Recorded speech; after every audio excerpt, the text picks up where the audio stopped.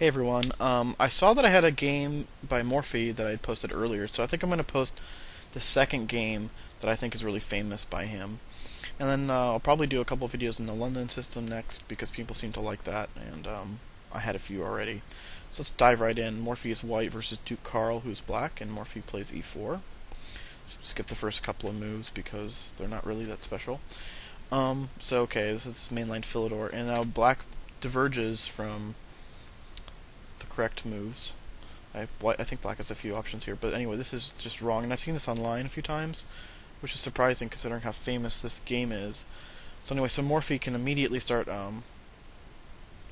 showing why this is wrong, or he does. And he plays pawn takes e5. So clearly, black is not going to take back with the pawn because if he does that, then white will take the queen and play knight e5. He'll be up a pawn and he'll have threats of knight f7. So that is just completely lost for black already on move 5 or 6.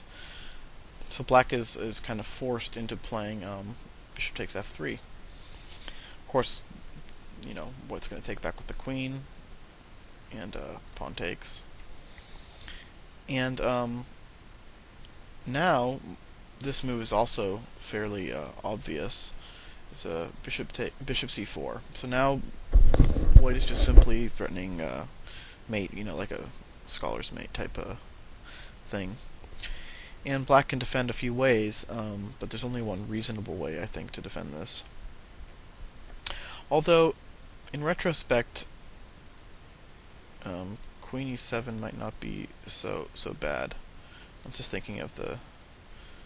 I was thinking that knight f6... The move that was played was knight f6, right? But in lieu of what happened, queen e7 might actually be a better move. So let's look at this for a second. The reason I'm saying this is because in the game, Morphy played queen b3, right? But black has, to this black would have queen b4 check. So that might be a resource. But anyway, in the game, black played knight f6, and then after queen b3, he had real problems because now there are two targets, and here black has to defend. I think f7 obviously is crucial, and he defended with queen e7, and the reason he didn't play queen d7 is because now after although it defends f7, it has this problem. Now how do you just lose a rook. You're just down a rook, and that's just completely losing. And on top of everything else, to add insult to injury, white is defending e4 with his queen from the knight. So you might be wondering why queen e7 prevents, why can't white just play queen takes b7 now? And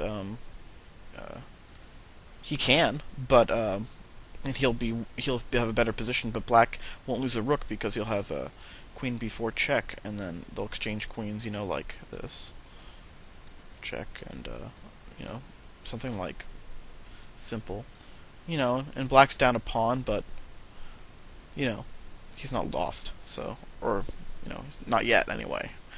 So anyway, so after queen e7, but Morphy, that's not Morphy's style. He wants to continue development. Most of us probably would have just taken that pawn and, just try to win with the pawn up. But Morphy plays knight c3. So of course knight c3 is a developing move and takes advantage of the queen location on e7, because now anytime he plays something like knight d5, he'll probably play bishop g5 first, but he wins at tempo. So assuming white gets to bishop g5 and then knight d5, black will be in big trouble. So black preemptively stops this. Doesn't want the knight hopping into d5. So Morphy just continues development with the bishop g5, and if black had just continued here normally with like knight d7,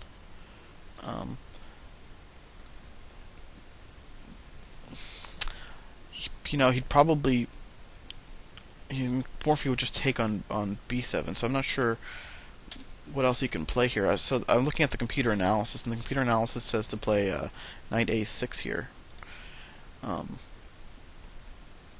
To which it says white has, basically a pawn's worth of an advantage. But that's, a lot better than what happened in the actual game. And in the game, black got frisky and played b5, which actually ends up being much worse. I suppose that he was expecting Morphy just to play the bishop back and maybe play a6, solidifying it, but Morphy's ahead in development, so now he just rips everything open with knight takes. So pawn will take back and bishop takes. So now, well, actually, I should go back and say that that the best move here, actually, strangely, was queen b4 check. And after queen takes, bishop takes, check, and then put the bishop on a5 and prevent. Let me just show you. So it's like before. And he's still way worse, but, it's not as bad as the game. But anyway, that's not really... It's not what happened, so... Here, black plays the natural defensive move. And, Morphy makes it look so simple. He just, he continues development by castling and puts more pressure on the knight. So now, of course, the threat is just bishop takes d7, right? And if he can do that, black has no real response. So black defends himself by playing rook d8, and Morphy just, black only has so many defenders, and Morphy has a rook on h1 not doing anything. So he says, well, I'll just sack the rook and bring in my second rook. And now, of course, the threat again is bishop takes d7. And black pretty much has no moves here. He makes one last effort. He plays queen e6 to try to unpin himself and maybe trade queens. But Morphy finds and black. There's a lot of ways white could win here. White can just do bishop takes f6, and then after something like pawn takes, and then do queen takes e6, and just have a completely winning position here. But that's not as accurate as what he played. What Morphy played was, he played bishop takes d7, and then knight takes, and then here you can pause the video for a second. It's a mate in 2. Okay, so I'm just going to play it. So Morphy plays queen b8 check, and black's only move is to take with the knight, and then rook d8 checkmate.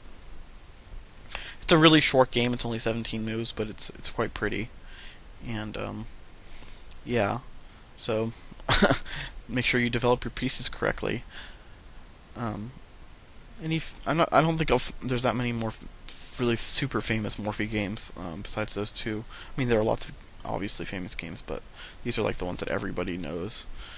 And I'll probably do my next video on some London system with when black plays e6, something that I see a lot of and I think probably should be talked about. So, right, thanks for watching.